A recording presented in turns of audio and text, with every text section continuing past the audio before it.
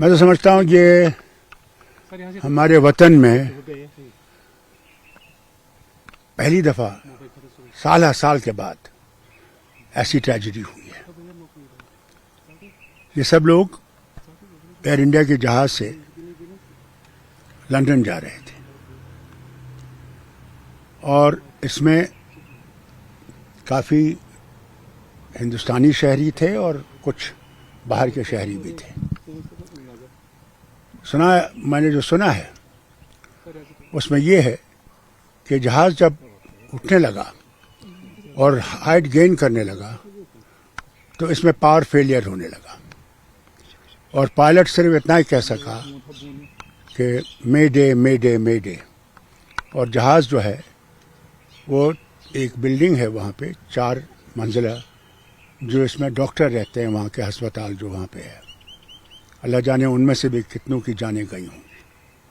یہ بہت ہی افسوسناک ہے اور میں اپنی طرف سے اپنی جماعت کی طرف سے اس صدمے کی سب جو اس میں مارے گئے ہیں ان کے ساتھ ہمدردی رکھتا ہوں اور اللہ سے یہی مانگتا ہوں کہ اللہ تعالیٰ ان کی روح کو اب امن دے اور جو ان کے گھر والے ہیں جن کے سب سے زیادہ مصیبت تو ان پہ پڑی ہے وہ اس کو برداشت کر سکیں.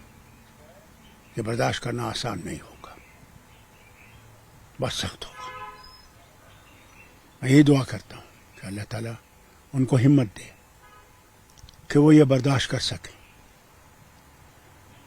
اور ہم آگے خیال رکھیں کہ پھر کبھی ایسا واقعہ نہ آئے اور اس کی جو ہے بہت بہترین انویسٹیگیشن ہونا چاہیے کہ جہاز کو ہوا کا.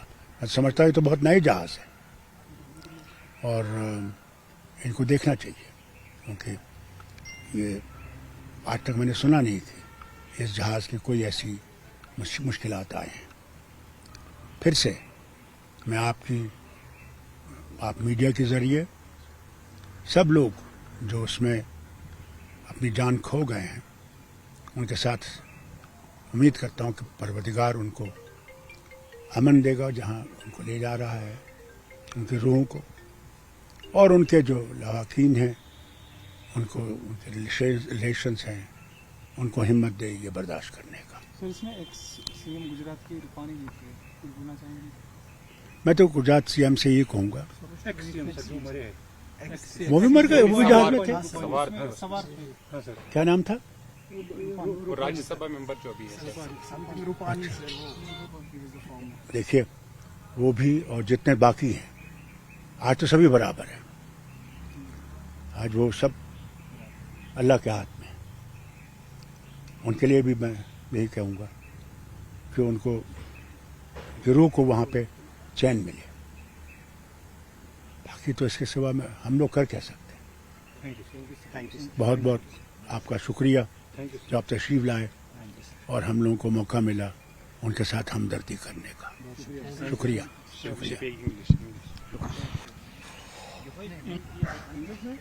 انگلش میں ایک repeat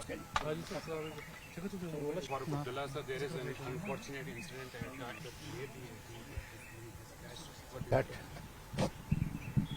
we have not heard for many years such an incident. And this aircraft which crashed of Air India was I'm sure it was one of the new aircrafts that they have had. And we lost, at least the passenger list is about 142.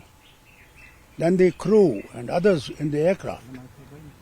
And then those who were on the road where it fell. I believe it fell on a building, 4-story building where doctors live for a near hospital. I wonder how many of them must have survived.